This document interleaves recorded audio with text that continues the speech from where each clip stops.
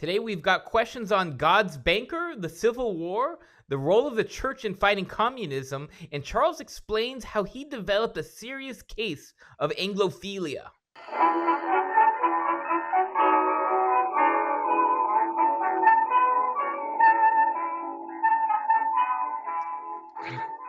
Welcome to another episode of Off the Menu, now being broadcast and podcast on the Crusade Channel. Talk radio the way it should be at crusadechannel.com. I'm your host, Vincent Franchini from Tumblr House, here with an antiseptic, Charles Coulombe. Antiseptic? Really? Antiseptic? Who's coming up with this stuff? You mean like my mother's sister? Dear old antiseptic. Wow. Yeah, I guess. Yeah, well, okay. All right, fine. I'm antiseptic. So what does that mean? Germs die around me or something? I just don't. Antiseptic. I don't know what to do with that. Hi, I'm antiseptic. Oh, you're about to cut your finger. Here, let me touch that. So yeah, so like a healing touch. Is yeah, a healing touch. There we go. Oh boy, oh boy, oh boy. Oh. So I'm like a wounded healer. Yes. Okay, I can live with that. I mean, it's better to be antiseptic than to be septic. That's very true. Yeah. No, it's funny. Back during COVID, there was an armor unit. Oh, this camera. Back during COVID, there was an armor unit, and in the beginning, they didn't really know what it was, right? And everybody was afraid, and now it's different. But in the very beginning, everyone thought it was the Black Plague.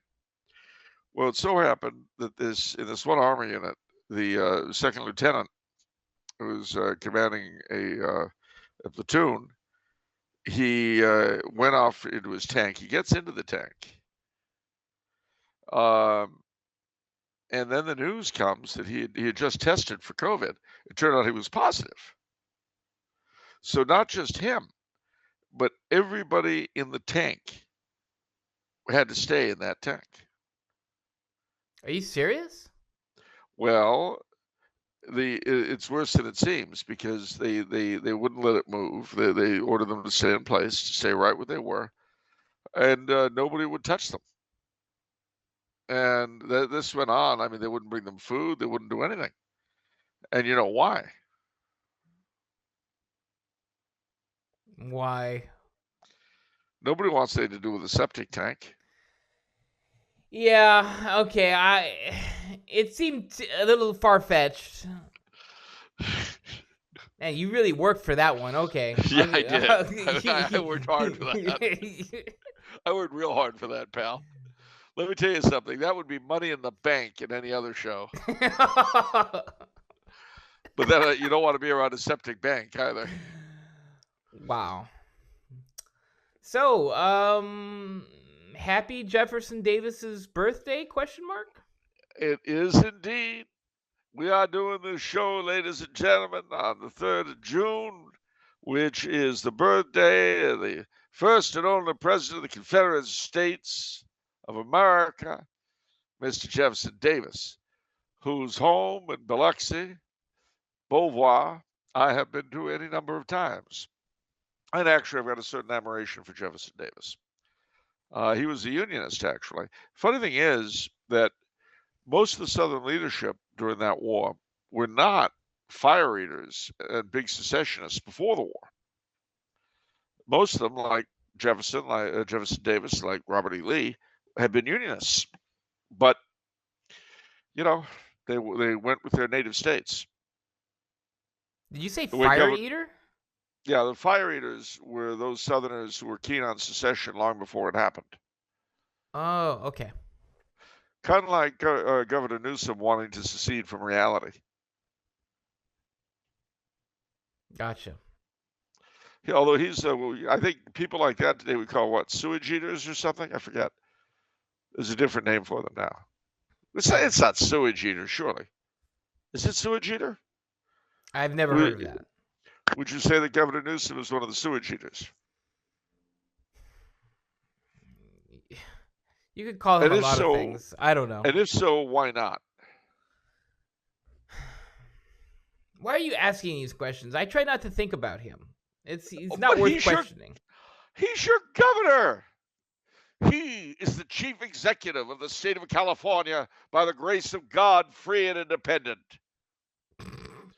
Administered by the best government money can buy. But the best justice money can buy, too. Well, that's okay. Yeah, we got that. And yet, with all that, the tax base is being steadily destroyed, and people are leaving the state. It's going to end up with the governor and his cronies owning a slum. Yeah, I guess so. How much you want to bet California is the first state to go bankrupt?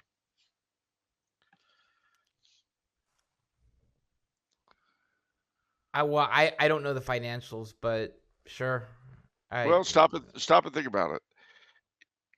Really rapidly eroding tax base, rapidly expanding expenditure. Governor Newsom and his fellow sewage eaters have this reparations commission, which are talking about giving $1.87 million to every black person in the state of California. Where's that money going to come from? They're not the federal government. They can't just create it out of air. So where's it going to come from? Who's going to do all this stuff? Isn't he on his second term already? Yeah, he was reelected, 61% of the vote, after he showed the people of California's contempt for them during the lockdown by his maskless party at the French Laundry. So yeah, his rear end is back where it belongs. I don't understand though. Like nowadays, we give out free money before an election, not when you don't need to get elected, right? Like that. You notice that those relief checks always come out right before an election. Yeah, it's called buying votes. It's an old heritage of democracy. It goes all the way back to Athens. So I don't get why he's doing it. He doesn't need to run again. He doesn't need to. Because he's a schmuck. He's a moron. He's a sewage eater. He's stupid. He's a piece of garbage. Or to put this another way, if he isn't a sewage eater, it's only because he's not a cannibal. Okay. It couldn't just be his largesse, his desire to help. I'm not going to comment on his on the size of his anatomy. Okay. Wow. Okay. Let's bring it back. Let's bring it back, Charles. Okay. Well, it's hard when you're dealing with that piece of garbage. You're over in Austria. You should talk. You don't even have to deal with this. And you're whining. You know what you are, Charles? You're being a weenie. You're not even in the country, and you're whining more than me. Oh, you're gonna jump on the whole he's an expatriate thing. Is that where we're going with this?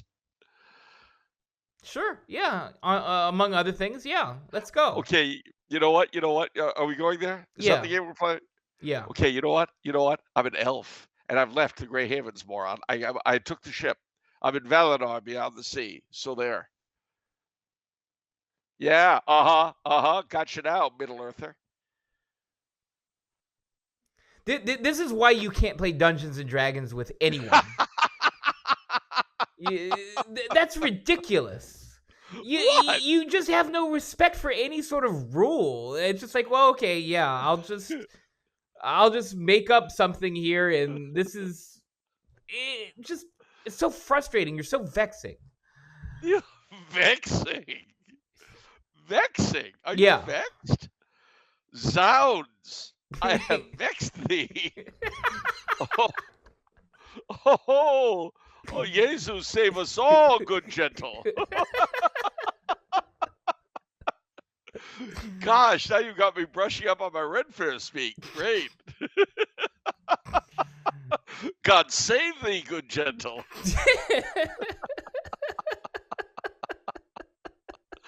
Gosh, next thing you know, I'll be out in Irwindale back in costume. Thanks a heap. I left the Grey Havens for a reason, okay? Okay. You see, in Middle-earth, I had a drinking problem, but I knew I had to get help. So I went to the Grey Havens and took ship for Eldamar beyond the sea. And sure enough, I'm bitter now. Why stay in Middle-earth when the Valar are waiting for you?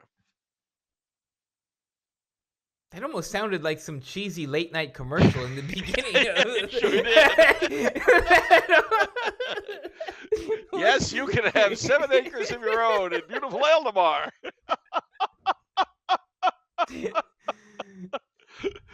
Why worry about that nasty commute between Linden and Rivendell? You can retire.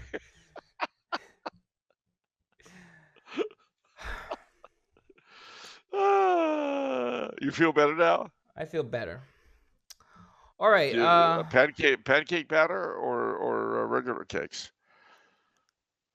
I didn't say I feel better. I feel better. Did you say? Did you? Batter's up.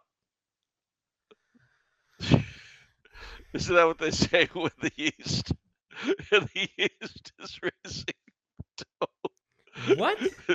Isn't that what they say when the yeast is raising the dough? Batter's up. You're next level today. You're out of control. Well, I'm trying. It's very hard. You know, here in Eldamar, we're not restrained by the normal things that generally get people down back at home in Middle Earth. But I'll tell you what, I ain't never going back to Middle Earth. No, sir. I'm staying here in the land beyond. All right, let's bring it back to Earth. Do I have to, Daddy? What's anything new? Anything going on in the calendar? A lot going on in the calendar. Okay. Funny you should ask. For one thing, this is June.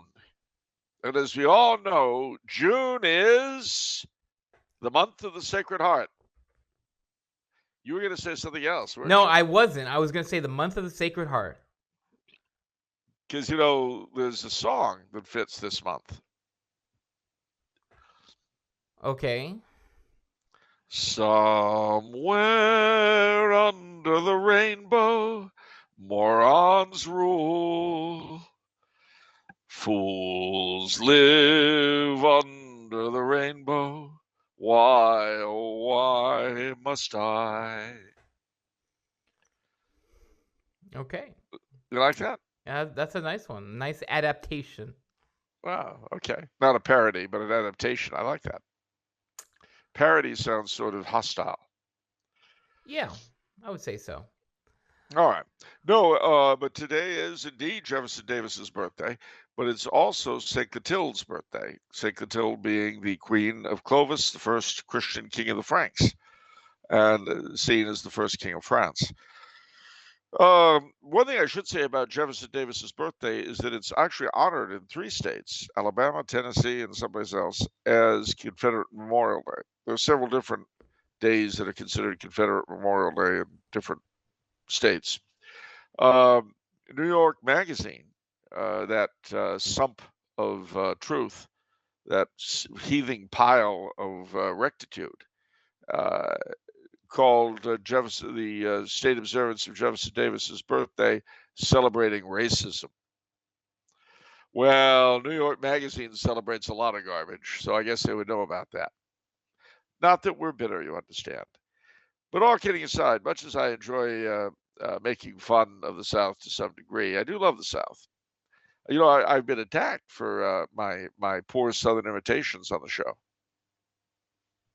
Yeah. I've had people make nasty comments about them. But it's like this, son. When the moonlight's on the magnolia, and you can hear the whippoorwills singing in the trees, and you step out on the veranda of the old plantation, and you think of our brave boys in gray marching off to defend the flower of Southern womanhood, all you can think of is, boy, am I trapped in stereotypes. Yep. But, well, what? But seriously, though, I do love the South. I'm not going to pretend I don't. And I remember when I was with some, back when I was in college and we were traveling through the South, there were 6 of us, a road trip, and we stopped at a diner. And everybody else, it was breakfast time, everybody else had hash browns, and I had grits, which I rather like. And the waitress said, "That'll be 5 orders of hash browns for the Yankees and 1 of grits for the gentleman."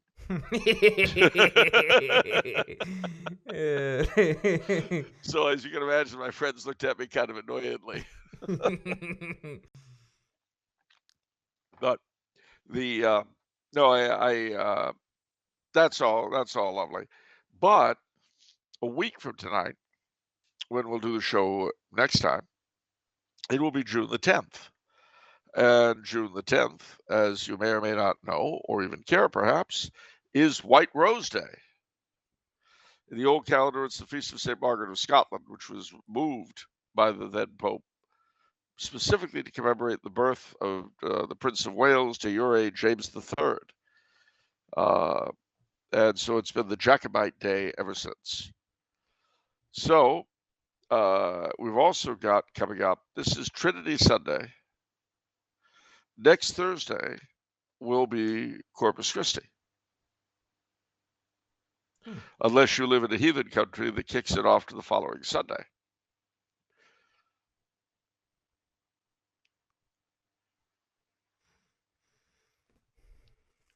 So next Thursday, I'll be marching in the Corpus Christi procession here.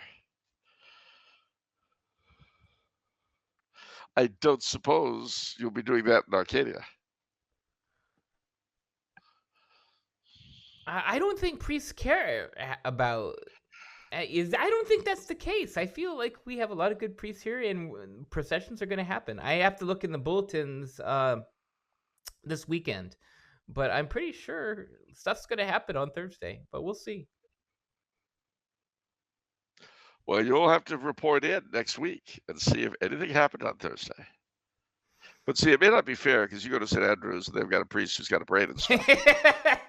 Yeah, not even COVID can stop him. So no. I will never forget at the end of my days that bootleg confession. I won't either. I'll be telling my grandchildren this insane time where priests were we're all too scared in the Southern California area to even hear confessions. Well, to be fair, they were ordered not to by the Archbishop. I guess so, and obedience is serious and stuff like. But there were still emergency confessions, quote unquote, right? So well, that's because people were dying. They didn't stop dying during COVID.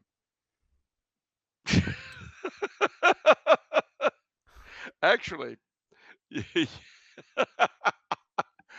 the whole COVID experience has been a great lesson, I think, for all of us. Oh yeah.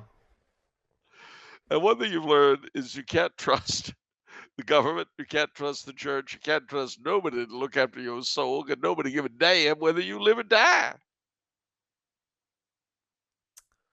Ain't that the truth? Yep. But rather than looking woebegone the way you're looking, you should rejoice in this. It's liberating. How is that? All right. You're called in by some apparatchik. It doesn't matter if it's a priest or a bureaucrat or whatever, some creature of the machinery you're dealing with who wants to give you some sort of a dressing down.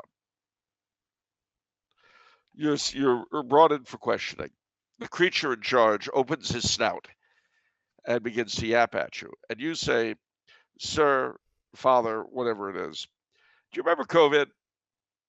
You showed then you didn't give a damn whether I lived or died. Why should I give a damn whether you live or die or what you care about? Why should you mean anything to me, considering that I mean nothing to you? React for me." Isn't that liberating? I guess so. See? Don't you feel better? Reasonably. Slightly. Slightly. So, when someone says to you, well, you should show more attention to what I'm telling you. Oh, you mean the way you did for me during COVID? Yeah, I remember, sure.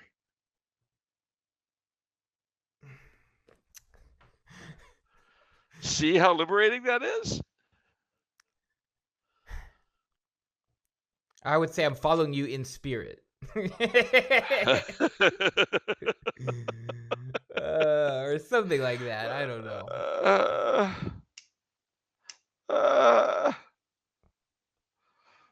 There's a light over at the Frankenstein place. There's a what? What was that?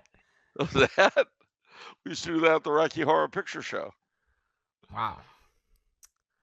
That was a random thought because I flashed on being shown the Rocky Horror Picture Show during COVID. Wow. That would be quite something. It was. I mean, I thought of the difference in worldviews, and when the Rocky Horror Picture Show came out, I mean, it's still not a movie I would recommend to anyone, to be honest with you. I've always enjoyed it, but it's really a bit sleazy. Having said that, what a different world from the time it was made to the depths of COVID. Yeah. Well, I was reflecting on that just in the past 10 years, how much has changed. Oh yeah. 2013 to 2023, that's a whole different world. And even 10 years before that, it's just anyhow. Oh well, the past 20 years, 2003 to 2023. I think it was in 2003 or 2006 that the Supreme Court of the United States knocked down anti-sodomy laws. And in those 2 decades since, we've all become gay. Well, it's just the dimension we're in, as we stated. Well, that's true. On Earth Prime, they don't have these problems. Are you ready to go back to Earth Prime? No, I'm ready to move forward to the state of the week. That's what I'm ready to do. Are you ready to do it? We have 2 left. Oh, so we're basically quivering on the end of the United States. That's one way to say it, I guess. Okay, I wouldn't say that, but sure. All right, fine. What's our United State? Next to last United State. It is Louisiana. Oh, you talking my language, boy. This all started, I think, initially from a question on New Orleans. And I think that's what initially inspired it. And you did such a long... And through the pre-show, too, actually. So we're coming back to the whole state of Louisiana. Well, ladies and gentlemen, I got to tell you that Louisiana it would be if it weren't for the summers there, it would be my favorite state of the union. Bar none. I love Louisiana. So, where do we start? Well, we're going to start in New Orleans, Louisiana. And we're not just going to start in New Orleans. We're going to start in the French Quarter, which is the oldest part of the city. Now, during Hurricane, what's its face, in 2005, Katrina, it wrecked a lot of the city, but it didn't touch the French Quarter. And the reason for that is that the French Quarter is one of the few parts of the city that's above sea level. That's why it was built there. The very center is Jackson Square, and there you have St. Louis Cathedral, the spiritual heart of New Orleans and in a sense of all Louisiana. On either side are state museums, the Presbytère, which was built as the rectory, and the Cabildo, which was the headquarters of government under the Spanish. It's wonderful. In the quarter itself, you've got the historic New Orleans collection. Unfortunately, the Maison Hospitalière is closed, which was literally an old age home for old Creoles. So it's quite a wonderful place, but it's gone. You've got Antoine's Restaurant, Galatoire's, Toujague's, the Gumbo Pot, the coffee shop. Miss Jean's is long gone. I love Miss Jean's. Quite the restaurant. We've got Arnaud's of the bunch, the big five I mentioned, and there's Brennan's, of course, Commander's Palace. Pat O'Brien's is a bar famous for the hurricane. Antoine's is my favorite restaurant in New Orleans, although the menu is much smaller since my youth, but it's still Antoine's. Moving out of the quarter, we come to downtown and Old St. Patrick's, which is, although in a very real sense, I love St. Louis Cathedral. It's Old St. Patrick's I go to Mass at because they have the traditional Mass. And that's where, when the city was occupied by, it was the Irish church as opposed to the cathedral, which was the French church. And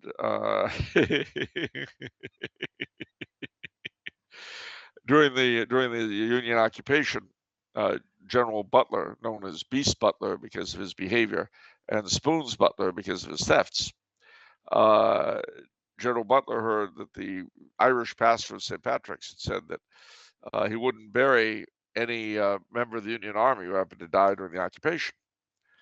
And so he brought him in for questioning, and the priest said, "Oh, that's entirely untrue. Entirely untrue, General, sir. The truth is, I'd be very happy to bury every man in your army and yourself into the bargain for my church." So he was let go. But near there, of course, you've got the Garden District with the streetcar going around it. The Confederate Museum, which I recommend very highly, because there you'll see the picture of Pius IX sent by the Pope to Jefferson Davis when he was in prison after the war, with the words, "Come to me, all ye who are heavy burdened in labor," and a crown of thorns made for Jefferson Davis by the Pope, apparently. Although it's also said it was made by somebody else, I forget. Next door to the Confederate Museum is the World War II Museum, which is really incredible. But there are so many places that aren't there anymore that I really loved. Borsodi's coffee shop. Oh, I really, really, really love the city of New Orleans, without a doubt. But there's a lot more to the state of Louisiana than New Orleans. If you go south to St. Bernard's Parish, formerly the territory of Judge Leander Perez, which actually has a lake there called Lake Judge Leander Perez. Not Lake, no, it's Lake Judge Perez. It's not Lake Leander Perez, Lake Perez. It's Lake Judge Perez. That's so weird. Yeah, but Judge Perez ran St. Bernard's County and Plaquemine, St. Bernard's Parish, rather. They don't have counties. St. Bernard's Parish and Plaquemine Parish in the south, which is the run of the Mississippi. Now, if you were to go due north across the Huey Long Bridge across St. Pontchartrain, you'd come to Covington, where Walker Percy used to live, and where until recent years daughters, Benedictine Abbey in Covington. The North Shore is like a lot of nice residential places, good restaurants, and so forth. Or you could go southwest from New Orleans, and if you did go southwest, you'd go into the heart of Cajun country. You'd come to places like Houma, Morgan City, Lafayette. This is Cajun country, and there are so many places I could point out to you. In Houma, there's the Chateaux on the Teche, which is a great house that's open to the public. In Lafayette, there's Vermilionville, which is sort of an Acadian Disneyland in a sense. There's the cathedral, the French. What do they call it? Not the French something house, but you can get Courbillon there, which you don't get very often. A lot of really good restaurants in Lafayette throughout the Cajun country. If you like gumbo and jambalaya and all that. New Iberia. There is in New Iberia a cafeteria. It's on the main street. It's right by. You know what? I misspoke. I think New Iberia is where Shadows on the Teche is. My mind is going. Let me do this. I'm trying to use my memory. Books Along the Teche in New Iberia, and then just up from Books Along the Teche.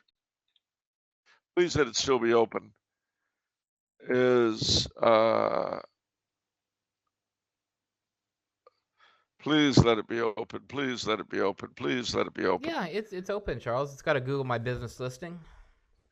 Uh, It's closed at 5 p.m. today. What's that? Books Along the Teche. Yeah, well, Books Along the Teche is still with us, but it's the cafeteria on it's right up the street from it that I'm hoping is still with us. Oh, okay. Just give me a moment. Let me Bojangles Sushi. I like that. The church in downtown is quite nice in New Iberia. Victor's Cafeteria. Please be open. It's Please open, Charles. It's open. Everything's fine. Good. So, yeah, there's New Iberia. The Shadows on the Teche is in New Iberia as well. And there are towns near there that I love, with each of them with a church and restaurants and books and so forth. Abbeville, Napoleonville, St. Martinville is really one of my all-time favorite towns. The church, which has a baptismal font given by Louis XVI, and also has a French Mass, I believe. And the French that people speak in St. Martinville is not Cajun French. It's very much influenced by their royalist ancestors who came in the 1790s. So yeah, it's all really, the Cajun country is marvelous. In Breaux Bridge, there's a place. It used to be called.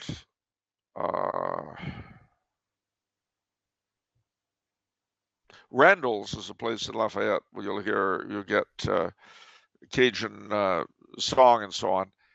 But in Breaux Bridge, there was a place which was really my favorite, and it's gone, but there's something similar. There's a similar sort of nightclub where the other place used to be. I guess, well, La Poussière, but Mulats was the place. That's where Mulats was, where I used to go when I'd be in Breaux Bridge. But Mulats is gone. No, has it reopened? Oh no, their branch in New Orleans is still there, but the one in Breaux Bridge is gone. And the old Mulats, it became Pombreau, and now it's closed. So there you go. But I used to love when I pull into Breaux Bridge. I used to love going to Mulats. You'd hear all these Cajun bands, and occasionally they would actually speak French. And usually it's the older people, you know. But I remember one night I was there and I was listening to the band, and I could tell from the way the lead singer, who was a lot younger than I was, he was singing, I could tell that he spoke French. His name was Farron Surratt. I'll never forget that. So I went up to him after the music, and I said, in French, I said, "You speak French? That's amazing." And after the obligatory, "You're Canadian, aren't you?" I said, "Yes." "Well, sort of." He said, "Well, yeah, I do." And I said, "Well, that's amazing." I said, "So few young people speak it." And he said, "Well, that's true if you come." He said, "I come from a little town here called Cecilia, and we all speak French there. But," he said, "if you go to a big city, une grande cité comme Pombro, if you go to a big city like Breaux Bridge, it's very different." Well, let me tell you, ladies and gentlemen, this is the first and only time in my life I ever heard Breaux Bridge called a big city. But never mind. So there are a lot of other towns to explore and to enjoy in the Cajun country, but that's all there is to Louisiana. You could go along the Mississippi. If you go on the Florida parish side, you come to St. Francisville and the Felicianas, and those areas were settled by English-speaking loyalists after the Revolution, and you can still see it in the churches and the architecture.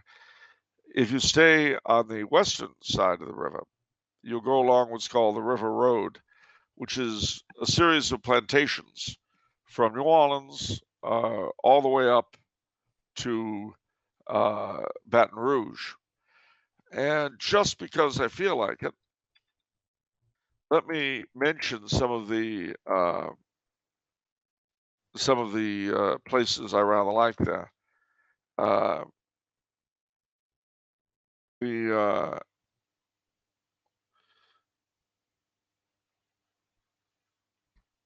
The one that's not going to do it, I'm afraid. I will tell you exactly where I would go. There we are. So you pull out of Louisiana, out of New Orleans. The first of the River Road plantations you come to is actually one of the oldest, and that's Destrehan. Looks like Destrehan, but it's Destrehan. Beyond that, there's Ormond.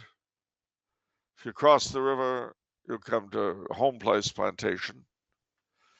Keep going up. There's Whitney, Laura, of course. You do find them on either side of the river. St. Joseph Plantation, Felicity Plantation, St. James's Church. But you keep on going up the river road, and you will come eventually to Homus House, Ascension Catholic Church, Oak Alley, and then finally one of the biggest, Nottoway White Castle.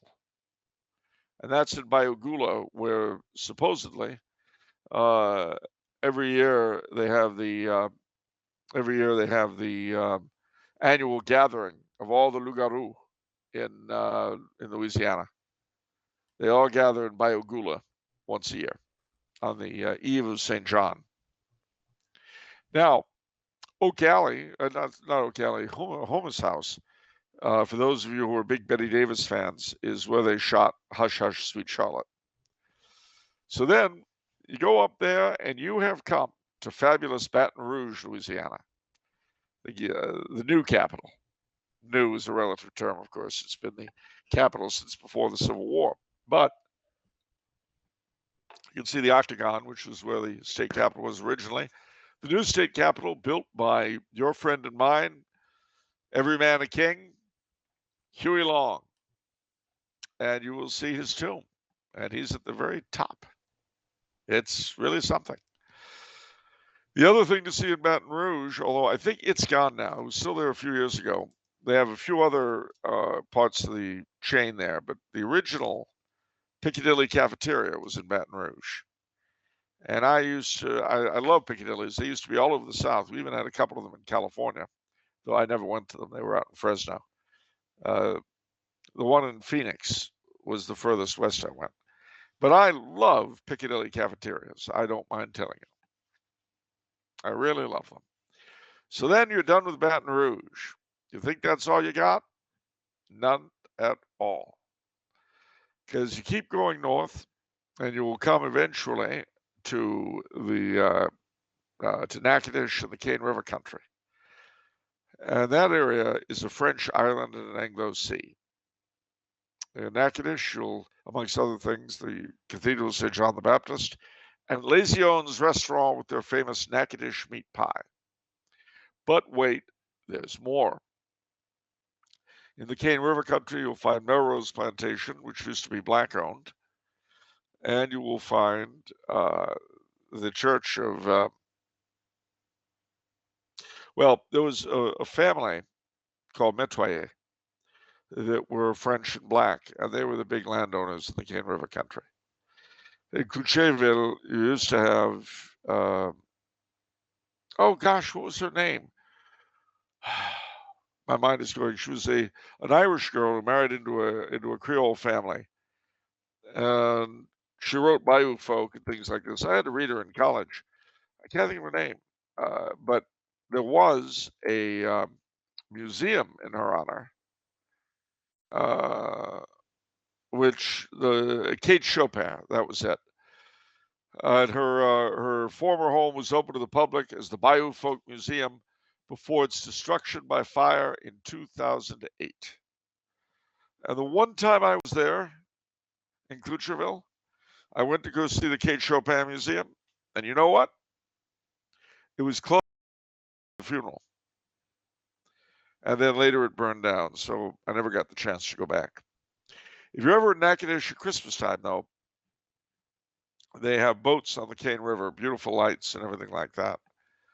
And then west of there, you come to an area that's actually got a lot of Spanish and Mestizo and Apache remnants of the Spanish colonial days. And around Manny and Zwolle and places like that, you can actually get their own version of tamales. And so I think that's all I've really got to say about Louisiana, except that Shreveport and Monroe are the two bolts that keep the rest of Louisiana from floating up to heaven. All right. Okay. Thank you, Charles. That was a good one. You ready for gumbo? Sure. Jambalaya? That's one of your faves. Yeah, griots and grits. Yeah, all good stuff. Courtbouillon? Can't comment. Don't know that. Crawfish étouffée? I've been wanting that. I've been wanting to do like a crawfish cookout. I'm really interested. Well, do you remember? Oh, I didn't even touch on Lake Charles, but that's in western Louisiana. Nice place. We have friends there. Yeah? Yeah. Do you remember their names? No. Maurice, and his wife. Are these the fake people that you invented? No, these are real people. They were great friends of Catholic Treasures. They used to live out in LA. Okay. But they moved back to, I saw them maybe 10 years ago in Lake Charles. That was, I think, the last time I was out there. Okay. It's been too long since I've been in New Orleans and Louisiana in general. Yeah. I used to write for an interesting magazine called Creole, which was, its readership were basically the black descendants of Francophones.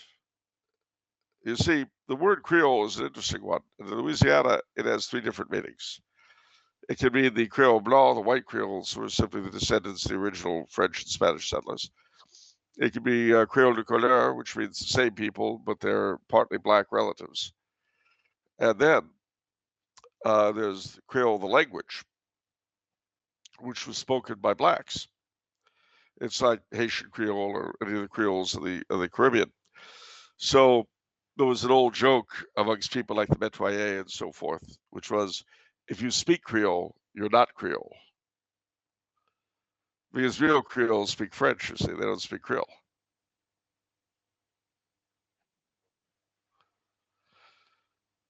Shrimp Creole, chicken Creole, Creole ponies, Creole tomatoes. Yes. Can you think of any other words that use Creole? Kid Creole, played by Elvis Presley.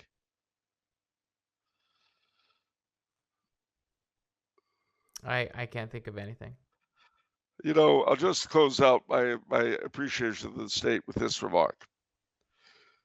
We're down in Louisiana, near New Orleans, out there out among the evergreens. There was a little cabin made of mud and wood where lived a little boy named Johnny Be Good.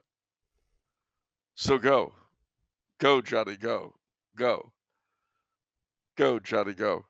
He never learned to read or write so well, but he could play a guitar just like ringing a bell. So go, Johnny, go. I said go. All right. Thank you, You don't want Charles. to hear, you don't want the rest of that message? No. His mama said one day you'll be a man.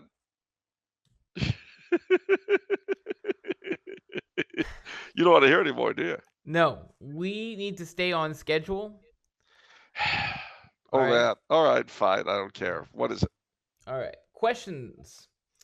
All right. Actually, no. Shameless plug. We had another great patron pre-show. Today.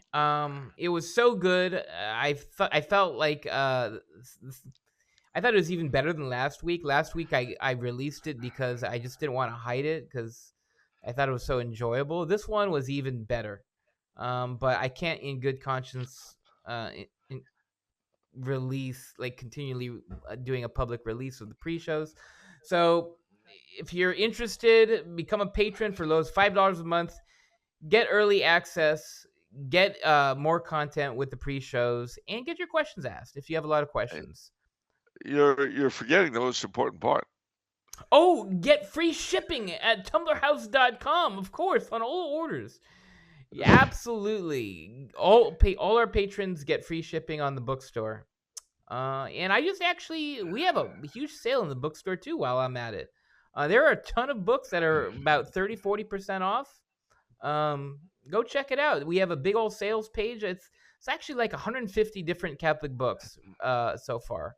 A lot of books. And what with graduation season upon us, ... That's right. Well, but wait, there's more. You can become a part of the Tumbler House organization as a patron because the different levels of patronage entitle you to different titles. Absolutely. We've got the lowest level of the gardeners, I'm pretty sure, and then the custodial crew, and then there's the mail crew, the mail room, the clerks, and then the secretarial pool, and then the top floor, and then the top floor executives, where basically you're calling the shots. Now, see, if you went to the secretarial pool, you could be have your grooming and appearance vetted by Our Lydia, who'd make sure that you looked like, well, basically something out of 1962. And there's another great benefit. If you become a top floor executive, not only are you not stuck with the commissary and the rotting fish they serve, but you have access to the meditation garden. Yeah, that was. And you could use the elevator. Yep, you can use the elevator. You can go up and down and hit all the floors, which is not always a good idea. It's not always a good idea, yeah. Because if you hit one floor, then I don't want you to hit the one floor, because you hit the one floor, then it'll be like you never existed, and then that means your money goes with you. Yeah. Which floor would that be?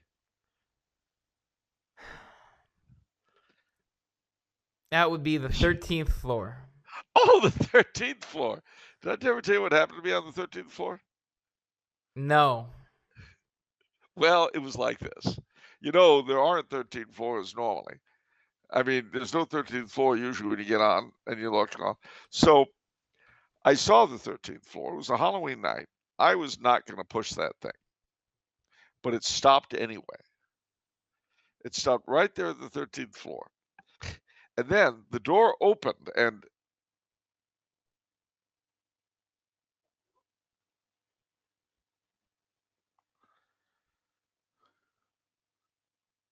I'm sorry, what were we talking about? You're just gonna say what happened to you on the 13th floor. You just door opened and then Oh, yeah, yeah. So then the door opened, and then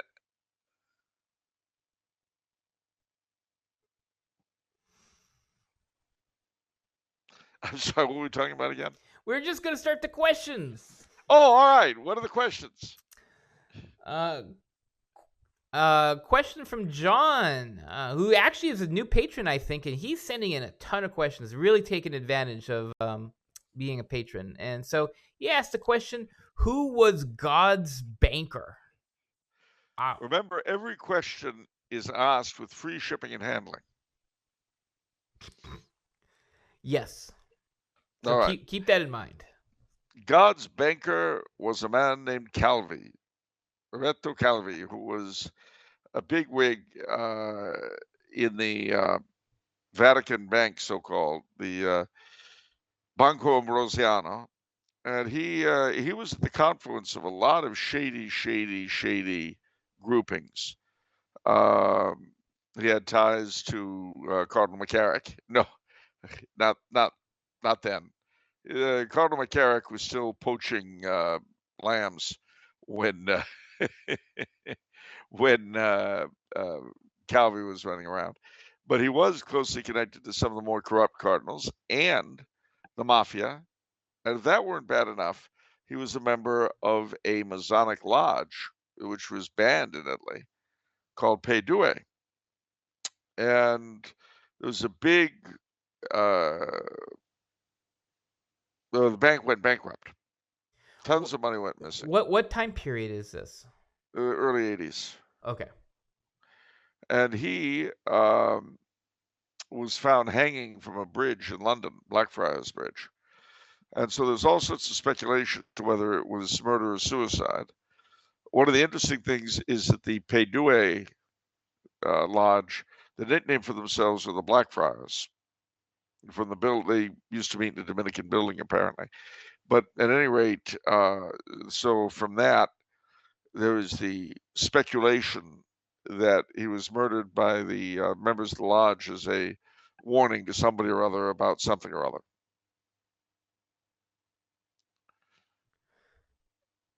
So I guess there's no religious qualifications to the people that the Vatican bank with? Oh, God, no. And that's kind of weird, no? I mean... Well, look what they appoint to be bishops often enough, or to bring to the Curia. You don't really think that the Rome manager of Grindr is Catholic.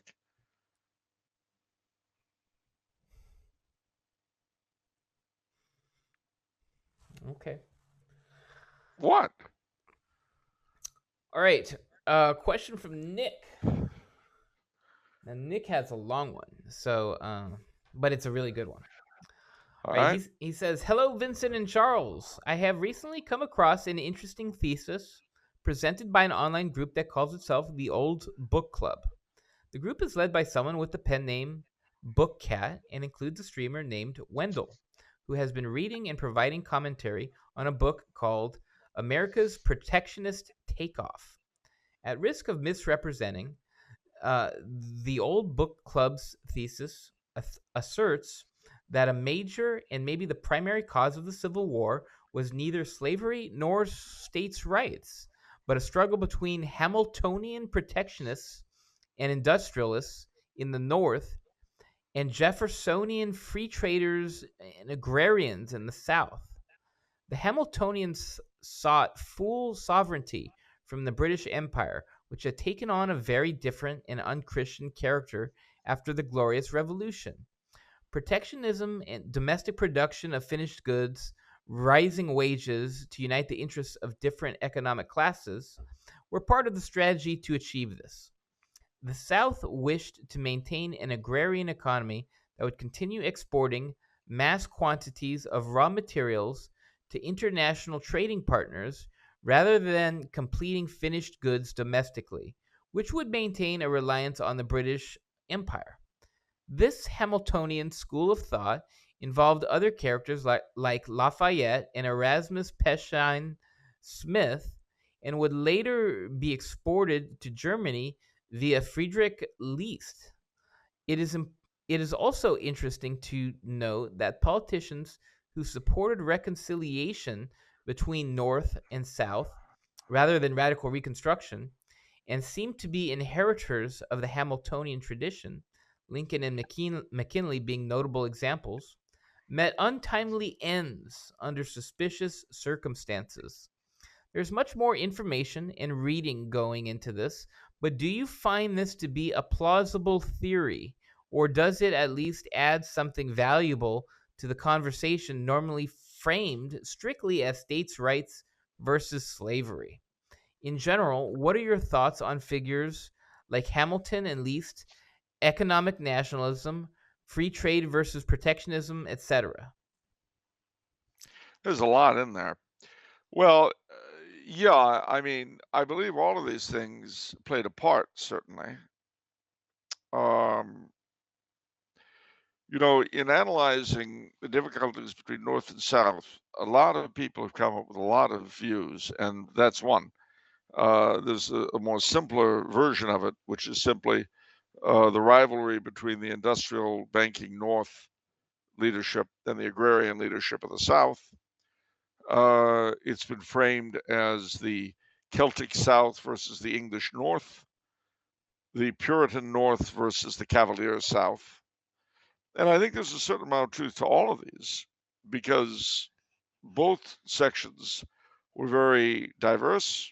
Their leaderships were very different. Did they have to be on a collision course? I don't think so. I think something could have been pulled out of it. It wasn't all about slavery, but slavery was certainly a part of it. Yet at the same time, we know that as the price of recognition by the Papal States, Jefferson Davis was willing to pledge the Confederate government to the abolition of slavery 7 years after the end of the war. So take your pick. What is certain is that the country we have now is definitely the result of that war, without a doubt. This is kind of a little technical going into economics, but I thought an interesting aspect of this question mentions that the South wished to maintain an agrarian economy and just is content to export mass quantities of raw materials rather than use those materials to make finished goods, which is a value add, and it's more, it would produce more wealth perhaps, but perhaps you lose something too, right? Well, you lose something, and also it requires a capital outlay that you don't have. Because you got to remember that the agriculture rarely has a lot left over. That's why farmers are so often in debt. Because when you're based on agriculture, and especially cash agriculture, I mean, if you're in subsistence agriculture, if the crops are bad, you starve. If you're in cash agriculture, you may not starve, but you'll very often go into debt. And of course, one of the problems for the Southern planters at the time of the Revolution was that they were heavily in debt to English merchants. And one thing the Revolution did was allow them to disavow that debt, which they did. For a lot of them, the Civil War was seen as an opportunity to disavow that debt as well, which should, in the meantime, grown up. So these things, I mean, they few of them have the kind of capital necessary to invest in this kind of thing. So, Okay. All right. Question from John. Could Charles explain the stereotypes associated with different religious orders? Well, the Dominicans are thought to be, Jesuits are thought to be brainy and unscrupulous. Of course, since the council, they've lost the braininess. The Dominicans were, as their name gives you, great preachers.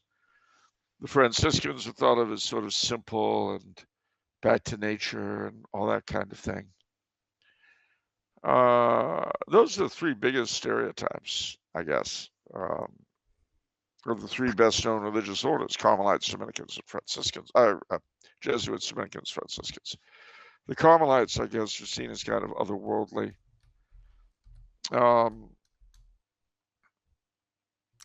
I saw a great meme about this on Twitter. I actually had to retweet it because it was so good. The joke, it's actually at the expense of the poor Trappists. Oh, It's how people start their day, and the Franciscans are like, I'm going to build a hospital and work at a soup kitchen. And then the Dominicans say, love, it's really simple to define love. Love is, and then there's like 5 paragraphs of text. yeah. and then Trappists, to start their day, it's just an ellipses, 3 dots. I don't know. So Trappists are the Well, quiet. they used to have a vow of silence. Yeah.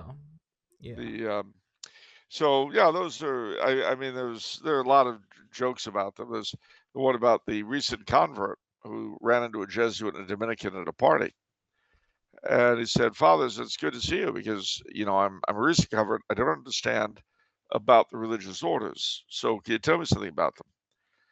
And the Dominican says, "Well, we were basically founded to fight the Albigenses back in the 1300s." And the Jesuit says, "Well, we basically were founded to fight the Protestants back in the 1600s."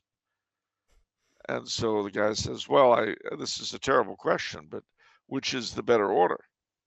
And they look at each other, and the Dominican says, "Well, I don't want to boast, but when was the last time you saw an Albigense?" That's a good one. I like that. All right. We've got a serious question from Adam, who seems to be concerned about you. So Adam says, blessed greetings to Don Vincenzo and Monsieur Charles, with Charles having embarked on a 3-kingdom tour. In all the talk of King Charles III, it seems to me that Charles has developed a serious case of Anglophilia. Ooh. As the son of one of France's former colonies, I am finding the consistent lauding of the British to be difficult to accept. Has Charles abandoned the traditions of his fathers for black pudding, haggis, and jellied eels? Well, the jellied eels I could do without, but we call what they call black pudding, we call boudin, and it is very French Canadian. Thank you. What is it that Charles finds in the British to be so compelling? For this purpose, I am hereby appealing to noble Don Vincenzo of the glorious New York House of Franchini to demand Charles to be called to account for sins against the eldest daughter. Sincerely, a deeply concerned Indo-Chinois. All right. Well, firstly, greetings to you, O native of Landochine. The truth of the matter is that in traditional French Canadian historiography, the conquest, horrible as it was seen as providential because it preserved us from the French Revolution. And before the Revolution Tranquille, whenever the French would make fun of our accents, we would reply, "Ah, yes, we're the French who didn't murder our king." So what I find compelling about the English is really what they have preserved of the tradition that was once common to the French. I would much rather, frankly, that everyone get excited about the coronation of Louis XX at Reims than Charles III at Westminster. But sadly, the one is not on offer and the other is. The oldest daughter of the church, sadly, let's put it this way, she lives down as poorly to that title as the English do to their aspirations. Because the truth is that the coronation and all that were simply the English versions of something that was common to all of Europe and nowhere more than France. And in days gone by, the relationship between Royal France and Royal England was very close. Too close sometimes, hence the 100 Years' War. But you'll find no greater lover of Saint Jeanne d'Arc than myself, and no greater hater of Robespierre. Okay. And as a result of the Republic, one and indivisible. Marianne and her little Phrygian cap, all that garbage, that I abominate to the depths of my soul. I think I heard it talk about the cap. Isn't that a Masonic symbol? It is. Well, wasn't the revolution Masonic? Yes. Next question. Most revolutions in the West are. If you don't believe me, wait until the 4th of July.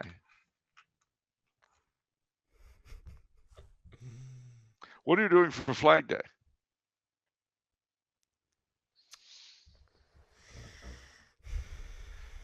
It's June 15th.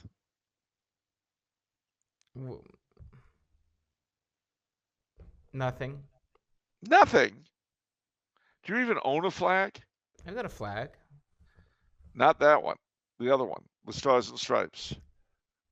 You just have to. You asked a more broader question, and now you honed in on a very specific flag. Do you have the Stars and Stripes? Yes, I do. So you're going to put it out on June 15th. Okay, I'll put it out alongside everyone else. I don't know if people even remember Flag Day. Well, it's just. Well, who instituted Flag Day? A little organization called the United States Congress. Yeah, but what year? Oh, gosh, back in the 19th century. But it's proclaimed by the president every year. They probably just did that to sort of legitimize America. Do you hear yourself? They did that with the IRS. Let me show you.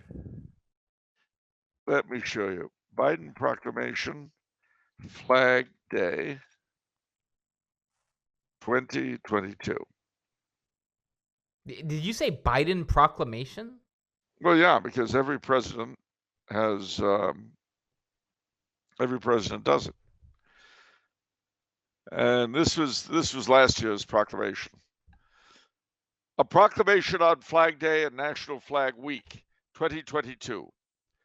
On June 14th, 1777, the Continental Congress passed a resolution adopting a flag for our new nation, the United States of America. The resolution specified 13 alternating red and white stripes with 13 stars on a blue field. The stars represented the colonies that declared independence, and in the years since, they have grown into 50 United States, which comprise our great country today. For centuries, mariners looked to the stars to guide them across the seas, just as Americans and people across the globe look to our flag as a guiding symbol of freedom, opportunity, and hope. On Flag Day and during National Flag Week, we celebrate the journey of progress represented in our banner and pay tribute to the inspiration it gives Americans at home and abroad. Our flag belongs to all Americans, and its red, white, and blue colors are woven into a rich tapestry of different cultures, backgrounds, and beliefs, which connects us and honors our shared history. Old glory has flown around the world in times of war and in times of peace. It has traveled to the moon and to Mars. It has sailed on ships and flown on planes. It waves high above the White House, courthouses, post offices, schools, and homes across the nation, and also above our embassies and military bases overseas, an enduring beacon of democracy. From the Revolutionary War to the modern age, American service members have fought bravely under the symbol of our flag, and those who gave the last full measure of devotion are wrapped in its broad stripes and bright stars as they are laid to rest.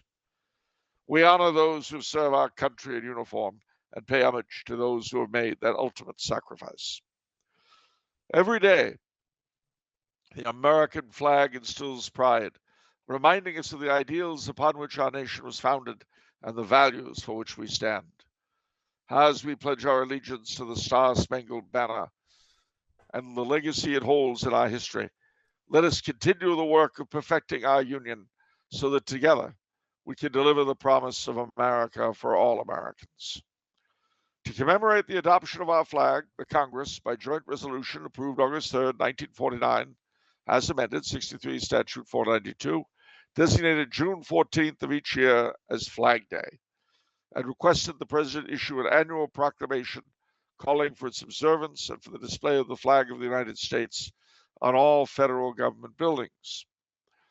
The Congress also requested, by joint resolution approved June 9, 1966, as amended 80 Statute 194, that the President issue annually a proclamation designating the week in which June 14th occurs as National Flag Week, and calling upon all the citizens of the United States to display the flag during that week. Now, therefore, I, Joseph Biden, Jr., President of the United States of America, do hereby proclaim June 14th, 2022 as Flag Day and the week starting June 12th, 2022 as National Flag Week. I direct the appropriate officials to display the flag on all federal government buildings during this week, and I urge all Americans to observe Flag Day and National Flag Week by displaying the flag and honoring all of our brave service members and revering those who gave their last full measure of devotion defending our freedoms. I encourage the people of the United States to observe with pride and all due ceremony those days from Flag Day through Independence Day set aside by the Congress, 89 Statute 211, as a time to honor the American spirit, to celebrate our history and the foundational values we strive to uphold, and to publicly recite the Pledge of Allegiance to the flag of the United States of America. In witness whereof, I have hereunto set my hand this 10th day of June, in the year of our Lord 2022, and of the independence of the United States of America, the 246th. Joseph R. Biden, President of the United States of America. God save the King. What? What did you say? Sorry? What did you say? What? I read the proclamation. That doesn't say God save the King. It doesn't? You injected that. It did? What's a proclamation? All proclamations end God save the King. Everybody knows that. So, okay, it's a proclamation. Did he actually read that? Or is that just some letter that nobody reads? Now. No, did Joseph R. Biden read that from some podium somewhere and was it publicized, or is it just some existing text that exists in an obscure place on the internet? Do you see okay, so it's the latter. I knew it'd be the latter because it had a certain amount of pomp that didn't even make sense given the woke nature of the world, where it's talking about the principles of the nation was founded on, and it was trying to cover the whole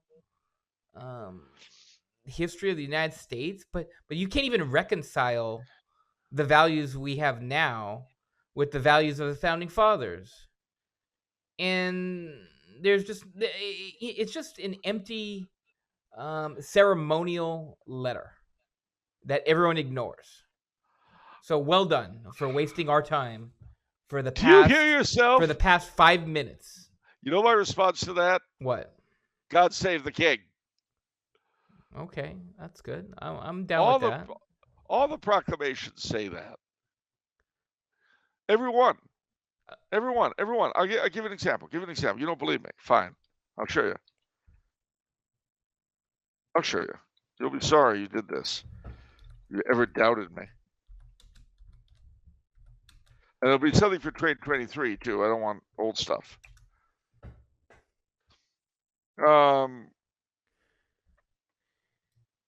Yeah, here we go. No, that won't do. We want something else. Charles, I went to whitehouse.gov/briefing room.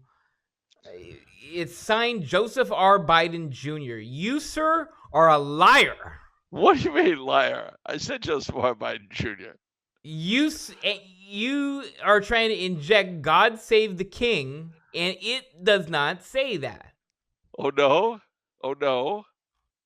Oh, no. Fine. Listen to this. You think I don't know what I'm doing. Well, I'll show you, mister. Here's the proclamation. Yeah, here we go. Here's the proclamation. You're going to be sorry you did this. I know I am. I know. We're in agreement there. All right. Let's see. All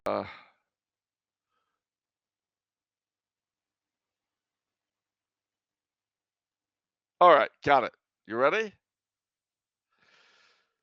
By His Excellency, the Right Honorable Romeo A. LeBlanc, a member of the Queen's Privy Council for Canada, Chancellor and Principal Companion of the Order of Canada, Chancellor and Commander of the Order of Military Merit, Governor General and Commander-in-Chief of Canada. To all to whom these presents shall come, greeting. A proclamation. Whereas Her Majesty Queen Elizabeth II, by commission under the Great Seal of Canada, bearing the date the 16th day January, in the year of our Lord 1995, was graciously pleased to appoint me to be, during the royal pleasure, Governor General and Commander-in-Chief in and over Canada. And further, in and by the said commission, authorized, empowered, and commanded me to exercise and perform all in singular the powers and directions contained in certain letters patent under the Great Seal of Canada, bearing the date the 8th day of September of the year of our Lord 1947, constituting the office of Governor General and Commander-in-Chief in and over Canada, and in any other letters patent, adding to, amending, or substituting for the same. And whereas, in accordance with the said letters patent, I have caused the said commission under the Great Seal of Canada, appointing me to be, during the royal pleasure, Governor General and Commander-in-Chief in and over Canada, to be read and published with all due solemnity, in the presence of the Chief Justice or other judge of the Supreme Court of Canada, and of members of the Queen's Privy Council for Canada, and have taken the oaths prescribed by the letters patent. Now, therefore, know you that I have thought fit to issue this proclamation in order to make Her Majesty's said appointment known, and to make known that I have entered upon the duties of the said office of Governor General and Commander-in-Chief in and over Canada. And I do hereby require and command that all in singular Her Majesty's officers and ministers in Canada do continue in the execution of their several and respective offices, places, and employments, and that Her Majesty's loving subjects and all others whom these presents may concern do take notice thereof and govern themselves accordingly. Given under my hand and seal of office in Ottawa, this 8th day of February in the year of our Lord 1995, and in the 54th year of Her Majesty's reign. Romeo LeBlanc, Privy Seal, God save the Queen. Liar! That I was reading alongside laws.lois.justice.gc.ca, and it does not say that. And you delved into a 1995 obscure document to fabricate an ending that isn't even there. All right, fine. You want to be like that? No, you're done. You're done. No, you're guilty. The trial is over. No. I will show you. You delved that deep only to artificially inject it at the end? I'm going to Wikipedia. Fine. Proclamation. You ready? Whereas, because of the death of our blessed and glorious Queen Elizabeth II, the crown is solely and rightfully come to Prince Charles Arthur Philip George. We, therefore, General the Honorable David Hurley, ASC, DSC, retired, Governor General of the Commonwealth of Australia, and members of the Federal Executive Council, do now proclaim Prince Charles Philip Arthur George to be King Charles III, by the grace of God, King of Australia and his other realms and territories, head of the Commonwealth, and with hearty and humble affection, we promise him faith and obedience. May King Charles III have long and happy years to reign over us. Given at Canberra, this 11th day of September 2022, and in the first year of His Majesty's reign. Signed by me as Governor General and countersigned by my command, by the Honourable Anthony Albanese, MP, Prime Minister of the Commonwealth of Australia. God save the King.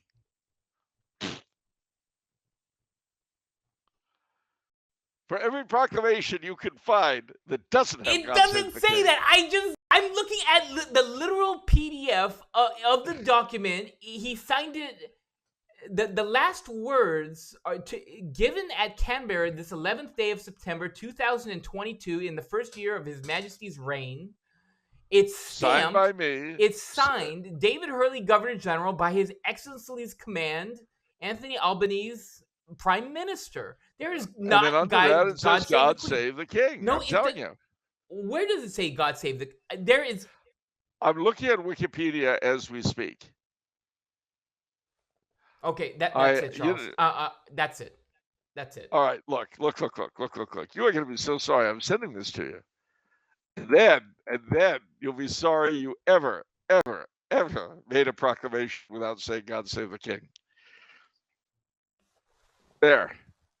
Have at it. Wikipedia? I went to the source. You went to Wikipedia. Yeah, of course I went to Wikipedia. That's the real source. Now, it may be that they added God Save the King when they read it, because that's the common thing. You say God Save the King after you read a proclamation.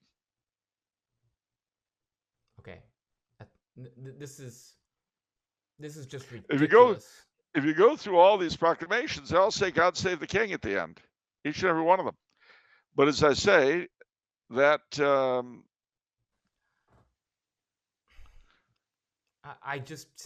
I can't believe look at the article I sent you. I didn't make it up. I can't help it if President Biden doesn't know where he is. He might have been senile when he said it. What if it was said in a ceremony? Okay, you're so lucky that I'm getting technical difficulties because I have 3 words for that. Oh, 4 actually. You know what those 4 words are? What? God save the King.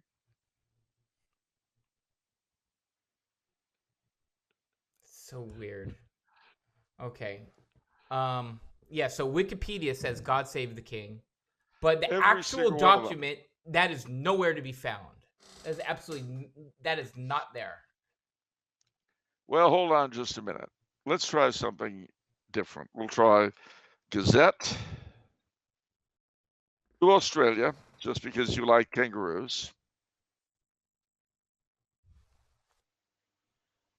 You're right. What it is that they only say God save the King when they read the thing aloud. So we're both right. And since I was reading it aloud, I was fully empowered to say God save the King. Feel better now? Okay. I mean, I guess so. At least you said that I'm right, because you were injecting. No, I was doing what they do when they read proclamations aloud. They read the proclamation, then they say God save the King. Now, why President Biden thought he was the Governor General instead of President when he was reading that, I don't know. All right. I'm just gonna. Because you see, Wikipedia didn't take it from the. They wouldn't have taken it from the printed sources. They would have taken it from the video, the way everyone else did. And in every single case, they finished the proclamation saying "God save the King." Don't believe me or Wikipedia. Look up a ton of them. They're all online. Okay, so sure. Wherever Biden said it verbally, he ended with "God save the King." He must have done so. He must have done so. Okay. Because it was a proclamation. Okay. All right. You want to hear a proclamation by Governor Newsom? You're done. We're done with the proclamations. Even if Governor Newsom? Yes, especially Governor Newsom. Especially him of all people. Haven't you done enough, Charles? Haven't you done enough? Haven't you inflicted enough pain and suffering? Now we have to listen to Governor Newsom's words? I think yes. I think we can never get enough of him. But I don't know what he proclaimed recently. Oh, of course. All right. You know what? You do get a choice here, though. I have 2 proclamations from Governor Newsom. You get to choose which one you hear. Are you ready? Okay. Memorial Day, or LGBTQ plus Pride Month? Gosh, that's such a hard decision. I guess Your I'll go with call. Memorial Day. All right. Don't say I didn't offer you an alternative. Executive Department, State of California, proclamation. On Memorial Day, we remember and honor the courageous men and women who laid down their lives to protect our cherished freedoms and way of life. Upholding a solemn tradition that goes back to Decoration Day in 1868, communities across the country will gather to pay tribute to the selfless heroes, our friends, family, and ancestors who made the ultimate sacrifice as a service to our nation. In 1971, Congress established Memorial Day as a national day of remembrance of all Americans who have perished in our nation's wars. In respect and gratitude for their sacrifice, many Californians will take part in ceremonies at the state's 3 veterans cemeteries, 9 national military cemeteries, and hundreds of local cemeteries where the fallen rest. Many of their names grace memorials throughout the country, from the Capitol Mall in Washington, D.C. to our own Capitol Park in Sacramento.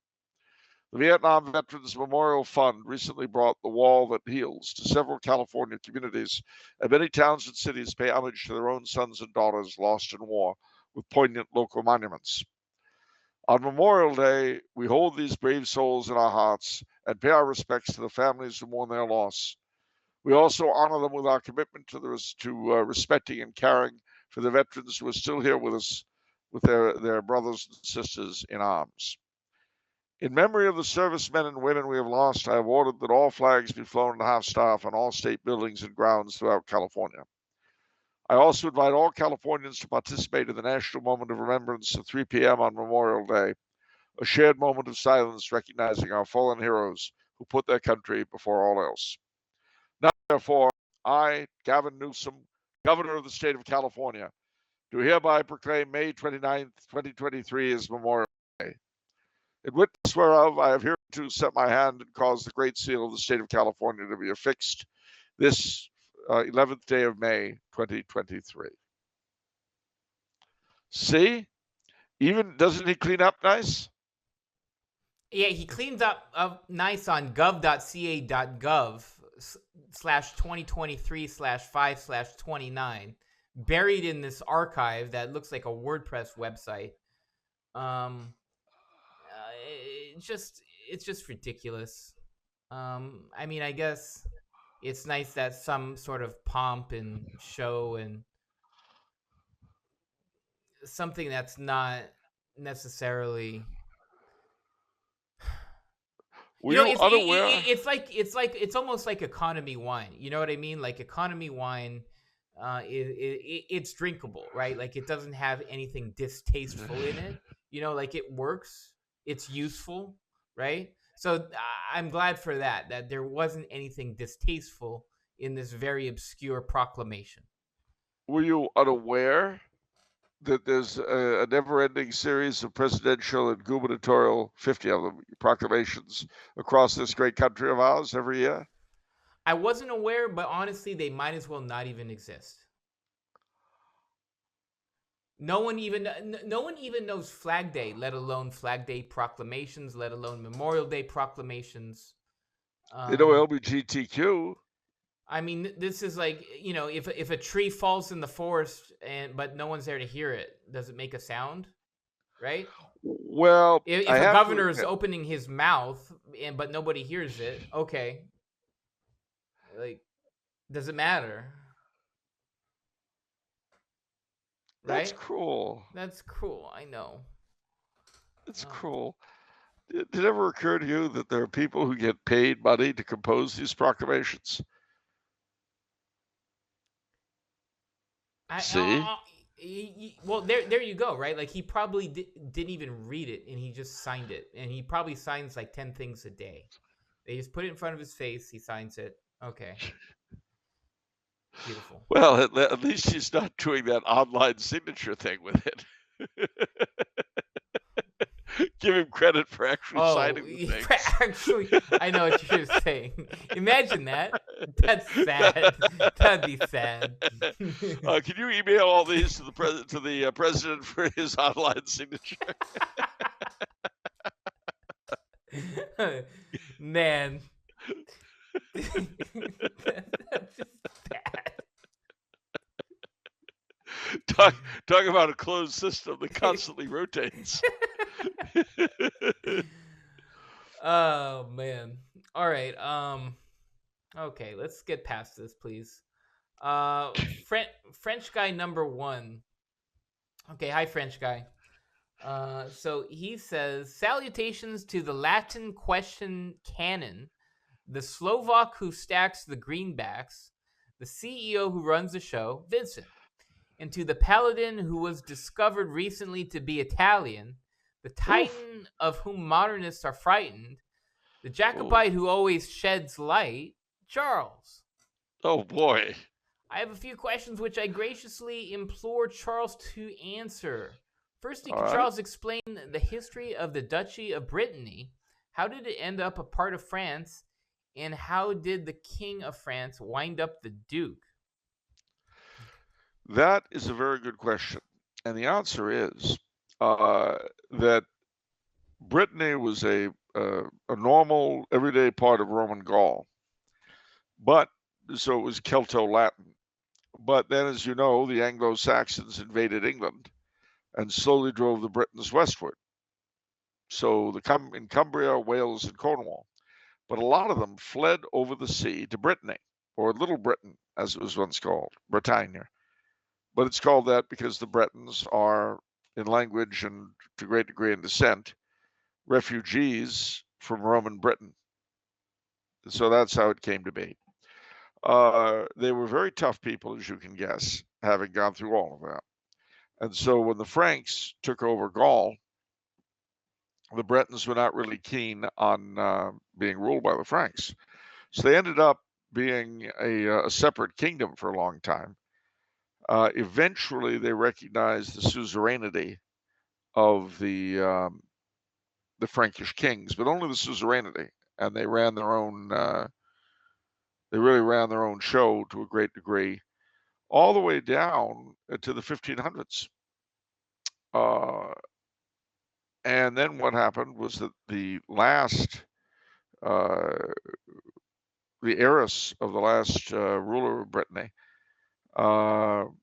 she was affianced to the Holy Roman Emperor, which would have really put France in a bad position if Brittany had united with the empire, because they would have been really outflanked. But before the marriage was ratified, the King of France was able to get Anne of Brittany to marry him, and she did.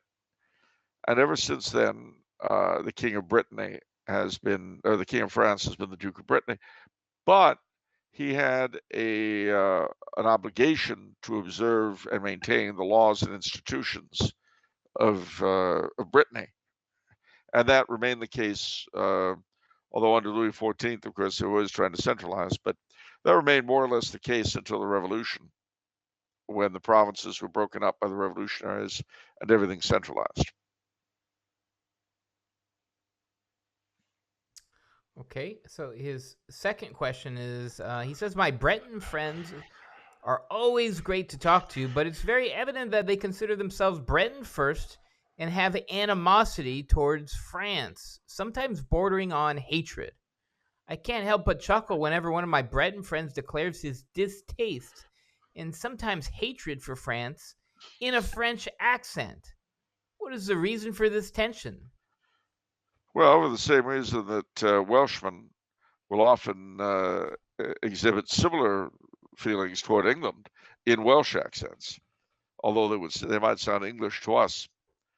A long shared and difficult history and knowledge of coming from an ancient race, which is not keen on being subjugated to anyone else.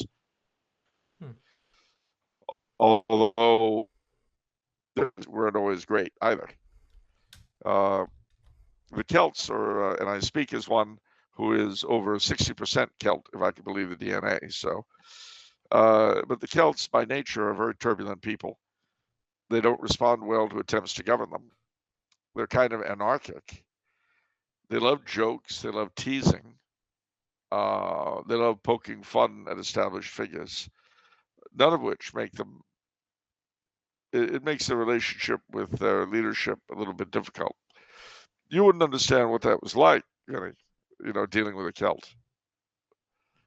I mean, they'd be constantly joking, making fun of your attempts to instill some kind of order. I know it's difficult for you to understand it, but that's the problem both the French and the English had with the Welsh and the Bretons. They're wild and kind of difficult to govern, and tellers of stories, my land. It's a typical Celtic thing. You'll start, this thing seems a little bit weird, right? And then it just gets weirder and weirder and weirder until finally you've fallen completely off the county road. You're in some strange parallel universe, surrounded by fairies and coaches of death. Wow. Yeah, but you wouldn't know. I You wouldn't know know what that was like. No.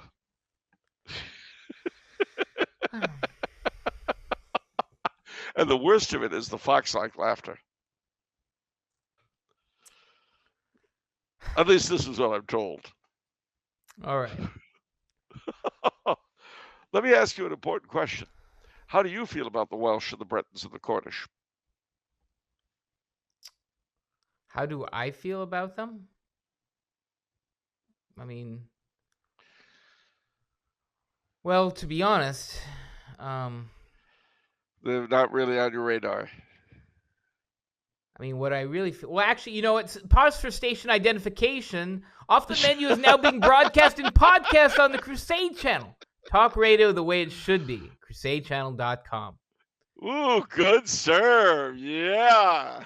All well right. done. Well done. So that's going to do it for this episode, guys. We've run out of time. Do we have any other questions? No questions. I'm pushing them to next episode. We're at the... Give me one question, and I'll be brief. I don't care what it is.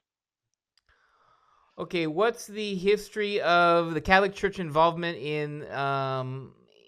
Okay, I'll tell you exactly the last question that I had. I thought it was going to be a longer question. From John, who says, what role did the Catholic Church play in fighting communism in the last century in countries like Russia, China, Vietnam, Cuba, etc.? Oh, golly, huge. Absolutely huge. For one thing, the communists persecuted the church tremendously. When they before they came to power, there was a certain amount of Catholic resistance to them, of course. But once they took over, the Catholics immediately became a horribly persecuted minority. And inevitably, what they would try to do is set up a sort of pet church, a puppet church that would obey the government, and then prosecute those faithful to the Catholic Church as dissenting from this church, you see. And that was why in China, for instance, for years you had this patriotic church, which was the government church, and the underground church was still in communion with Rome, the patriotic church being its schism. And as we know, the Holy Father made a deal with the Chinese, which allowed the patriotic church to become the Catholic Church in communion with Rome, to which the underground church members have to submit or else be in disunion with Rome. But traditionally, we fought them with might and main, and we suffered the price for it. So I think that should do it, yeah. Well, so, I mean, what role do we play in fighting communism? It sounds like just our existence. Just communism. Our existence, yeah, actually. Because remember, communism firstly denies the existence of God and makes the state all-powerful, the party all-powerful. By denying that to them, we're fighting right there. Certainly, there were many members in those countries of the resistance who were Catholic, although there were a lot of other non-Catholics as well. But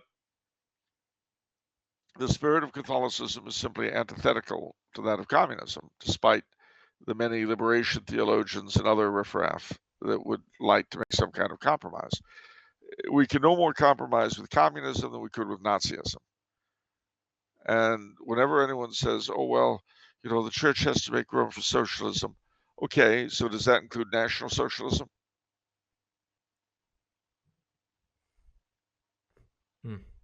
So what I forgot, I think you answered this a long time ago, but like for China, the Patriotic Church, are there Yeah. even valid orders in the Yes. Patriotic? Oh, there are. Yeah. Okay, so people are actually receiving the sacraments. Oh yes, definitely. Okay, I thought things got weird because my understanding was the communists appoint the bishops, but they could appoint whoever they want. No, but there were sufficient bishops. Remember, China had hundreds of bishops when it went communist, and all you need is one to continue the apostolic succession. So, there was this talk of communist plans from the Soviet Union in the priesthood. Yeah, which Right. may well have been true. So, May have been true. does the church in China, is it in a precarious position in that sense, being so close? Well, I don't know if close, but at least geographically and just in a country that's hostile to the faith, to be honest. That's correct, and it was with them that the dear Holy Father made the deal. But I mean, does that threaten the broader church in any way? Only to give the example of selling out faithful Catholics to totalitarians. Okay. If that's a bad thing. Now the Chinese Communist Party, the first the organization of the Chinese Catholic Patriotic Association, Bishop Ignatius P. Shushi, 1897-1978, was a Chinese Roman Catholic bishop of the Roman Catholic Diocese of Liaoning, China. He was one of the founding fathers and first president of the Catholic Patriotic Association. He was born P. Xingyu in the Shaling village of Laoyang County, Fengtian Province, on February 1st, 1897, to a Catholic family. He was christened in 1906. Well, they were a Catholic family, they didn't baptize him. From 1909 to 1927, he studied theology at Shenyang Monastery. He was ordained a priest in 1927. He became a priest of Dayan Catholic Church in 1942. On July 26, 1949, he was appointed Archbishop of the Roman Catholic Archdiocese of Shenyang by Pope Pius XII, becoming the fourth Chinese Archbishop from China after Thomas Chen Ken-sin, Paul Yu-pin, and Joseph Xu Chi-si. On October 11th of that year, he was consecrated by Antonio Riberi. After the reestablishment of the communist state of his establishment in October 1951, he was put in prison. He was released in 1955, so he was 4 years in prison. In July 1957, he was elected president of the newly founded Chinese Patriotic Catholic Association. During the Cultural Revolution, he was brought to be persecuted and suffered political persecution. He died in Beijing on May 16, 1978, aged 81. He was buried in the Baboshan Revolutionary Cemetery. In 2005, his ashes were buried in the Tiling Catholic Seminary. So that is his story, and he was the bishop who, one of the bishops anyway, who brought valid orders to the puppet church. All right. So 5 years in a Chinese communist prison. I'm sure they broke him. So we're talking about the church versus communism. So it's natural to think about Russia, China, but what about in Cuba? What's going on there now? I mean, is there any impediment for faithful Catholics to go to church? Are there any hoops they have to jump through? What's it like over there?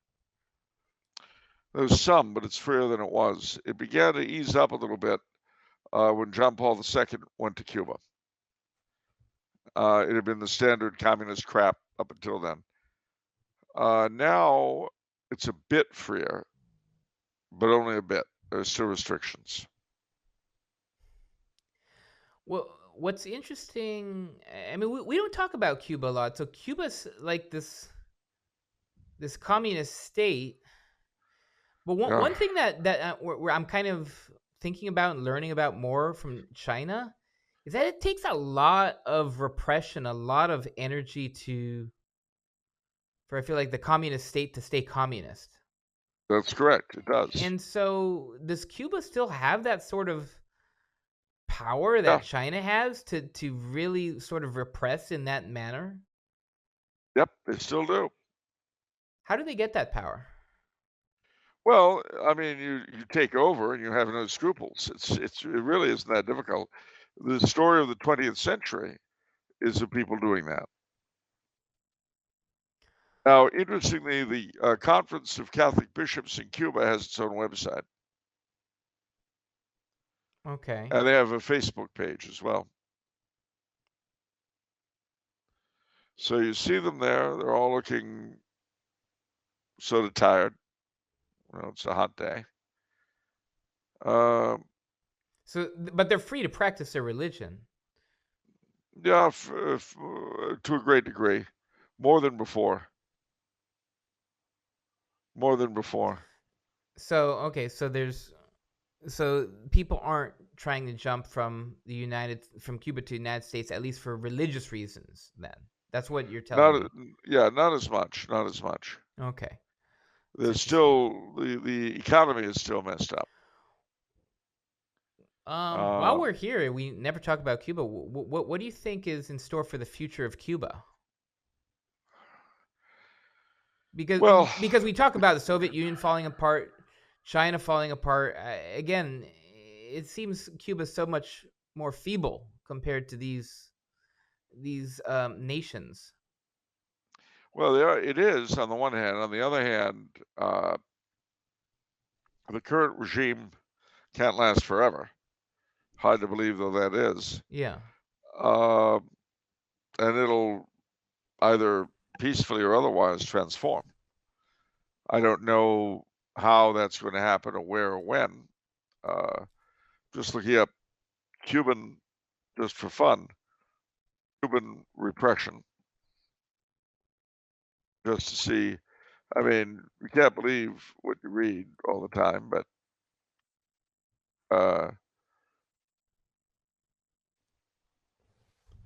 so yeah, Human Rights Report tells us that they continue to repress and punish virtually all forms of dissent and public criticism. So you won't see anything about the government on the Cuban bishop's website. They don't say anything at all, just what they're doing. Okay. The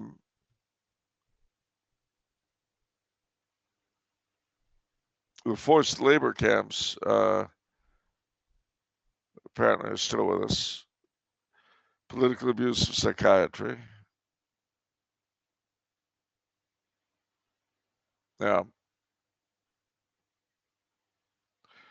The opposition movement in Cuba is a widespread collection of individuals and non-governmental organizations. The ladies in white, the Cuban community. Censorship in Cuba, restrictions on assembly, prisoners of conscience, they have a number of them, a whole list. Travel and immigration, education, religious freedom.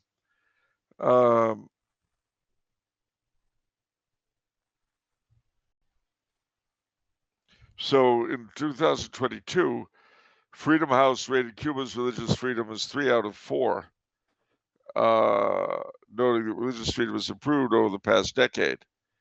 But a 2023 report found that documented freedom of religion violations more than doubled from 272 to 2021 to 657 in 2022. So that's where he is.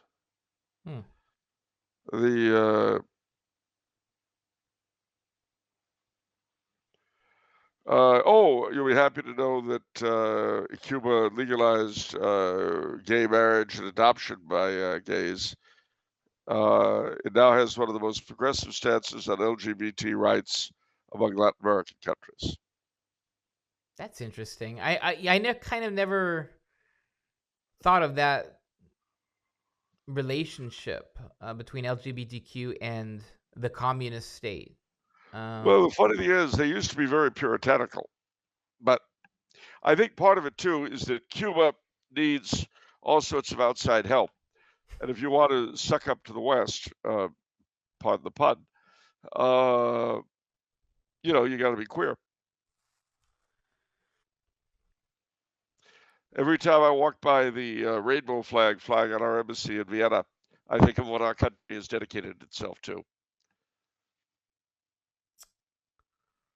Sure you don't want to hear the President's Pride Week proclamation?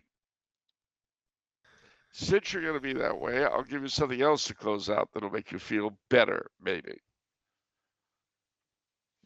Okay. Are you ready? Your medicine always tastes so bad, though. Yeah, this might not. I don't know. Remember, next Saturday, we'll have a lot more of this stuff next Saturday because it'll be White Rose Day. But just as a what do you call it? As a rather foretaste.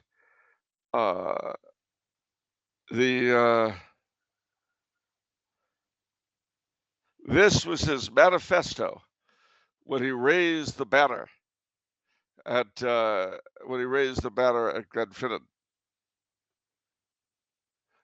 He started.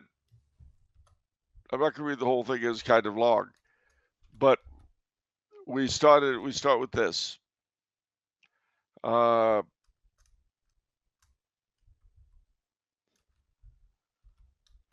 James VIII, by the grace of God, King of Scotland, England, France, and Ireland, defender of the faith, and etc., to all our loving subjects, of what degree or quality soever, greeting.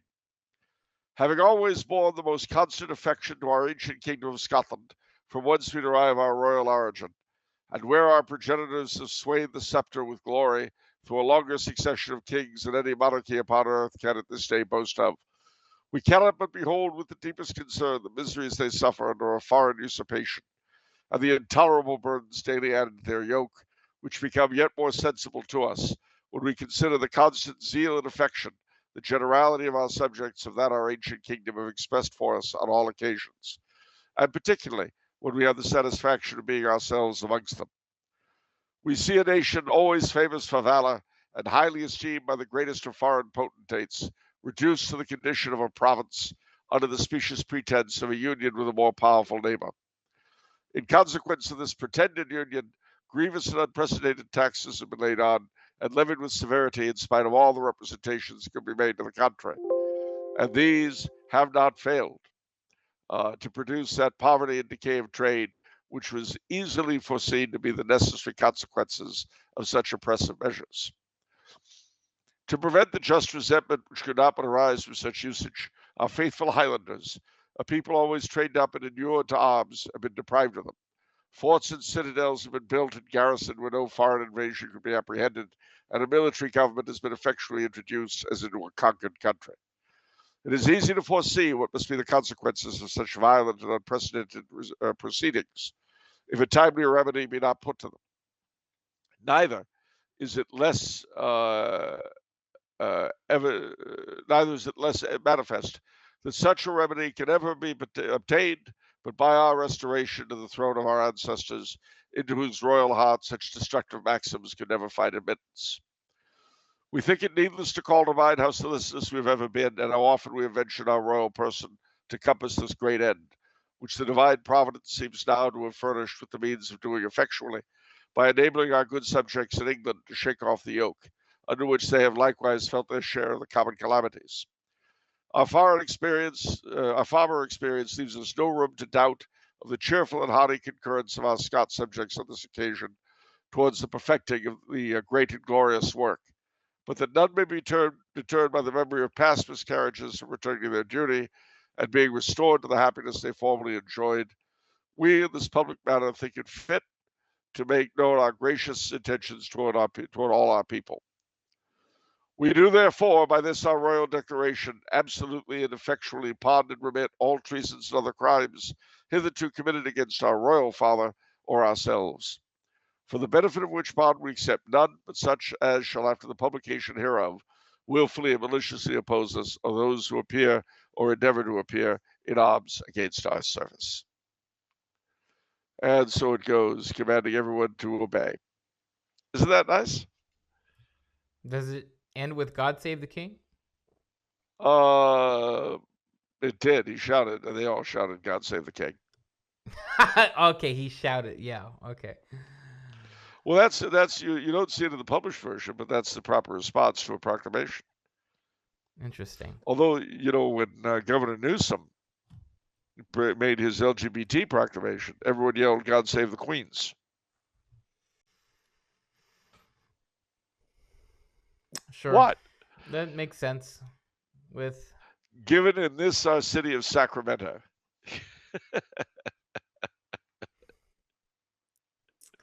Well, let me ask you before we break up for the evening. And I know it's a Saturday afternoon, I guess. yes. It's a Saturday afternoon in California. Are you going to go out to the porch and have a glass of lemonade or iced tea and just sort of relax and watch the sun go down? No. But that sounds nice. Yeah. I'm sure you've seen this. But that was seen as an ideal back in the day. Okay.